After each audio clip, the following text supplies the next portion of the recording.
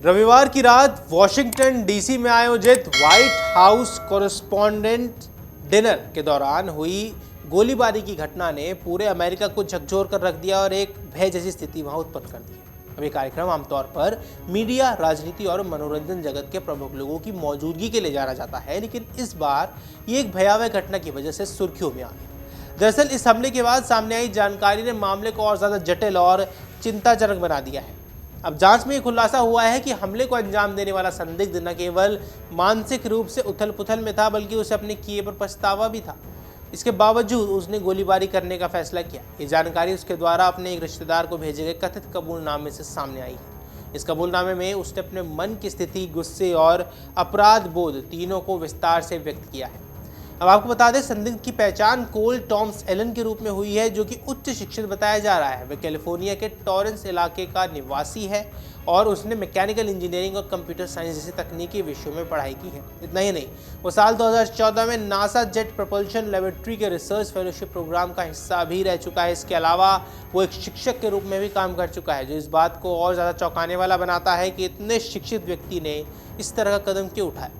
कबूलनामे में आरोपी ने अपने किए को लेकर गहरा पछतावा जताया है। उसने लिखा, अगर कोई ये जानना चाहता है कि ऐसा करने के बाद कैसा महसूस होता है तो ये बहुत बुरा है।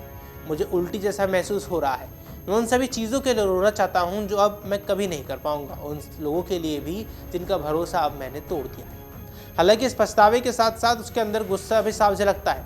उसने सरकार की नीतियों को लेकर अपनी नाराजगी जाहिर की और लिखा कि सरकार ने जो कुछ भी किया उसके बारे में सोचकर मुझे बहुत गुस्सा आता है। हालांकि उसने अपने बयान में सीधे तौर पर डोनाल्ड ट्रंप का नाम नहीं लिया, लेकिन ये साफ संकेत दिया कि प्रशासन की नीतियों से वो असंतुष्ट था। उसके द्वारा जारी किए गए एक कथित घोषणा पत्र यानी कि मैनिफेस्टो में भी चौंकाने वाली बातें सामने आई हैं। इसमें उसने बेहद कठोर भाषा का इस्तेमाल करते हुए लिखा कि वह एक बाल यौन शोषण करने वाले, दुष्कर्मी और देशद्रोही को अपने हाथों को और दागदार बनाने नहीं देगा।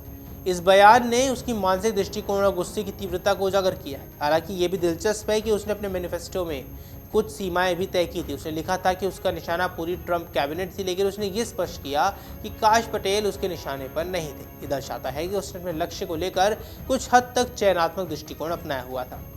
अपने संदेश में उसने छात्रों को संबोधित करते हुए चेतावनी भी दी। उसने लिखा, मैं बिल्कुल भी इसकी अनुशंसा नहीं कर सकता। बच्चों, स्कूल में ही रहो। ये एक तरह का विरोधाभास दिखाता है। एक तरफ वह हिंसक कृत्य करता है, दूसरी तरफ दूसरों को ऐसा न करने की सलाह देता है। कबूलनामे में उसने कुछ हद तक दार्शनिक और धार्मिक संदर्भ भी दिए हैं। उसने लिखा कि एक गाल पर थप्पड़ पड़ने के बाद दूसरा गाल तभी आगे किया जाता है जब आप खुद पीड़ित होते हैं।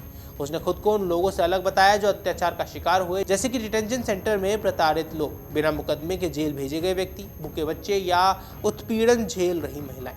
उसने ये भी लिखा कि दूसरों के जुल्म के आगे झुकना ईसाइयों का स्वभाव नहीं है, और ये भी कि ऐसा करने से अत्याचार करने वालों को बढ़ावा मिलता है।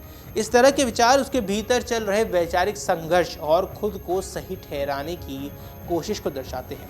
अब जांच एजेंसियों के लिए ये मामला इसलिए भी जटिल हो गया है क्योंकि आरोपी न केवल शिक्षित है, बल्कि उसने वैज्ञानिक और तकनीकी क्षेत्र में भी काम किया है। ऐसे में यहाँ समझना जरूरी हो गया है कि किन परिस्थितियों और मानसिक स्थितियों ने उसे इस हद तक पहुँचा दिया। इस घटना ने एक बार फिर ये सवाल खड़े किए हैं कि क्या केवल शिक्षा और पेशेवर उपलब्धियां किसी व्यक्ति को ऐसे कदम करने से रोक सकती हैं, या फिर मानसिक स्वास्थ्य, सामाजिक माहौल और राजनीतिक ध्रुवीकरण जैसे कारक ज़्यादा प्रभावशाली होते हैं। फिलहाल जांच एजेंसियां आरोपी के मैनिफेस्टो, उसके संपर्कों और उसकी मानसिक स्थिति का गहराई से विश्लेषण कर रही है।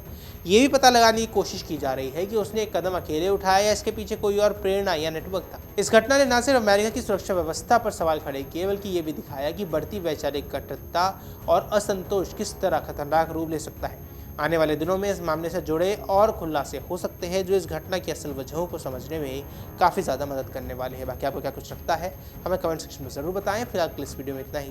नमस्कार। अगर आप ये वीडियो YouTube पर देख रहे हैं तो हमारे चैनल को सब्सक्राइब कर बेल आइकन दबाएं, और Facebook पर देख रहे हैं तो हमारे पेज को लाइक करें।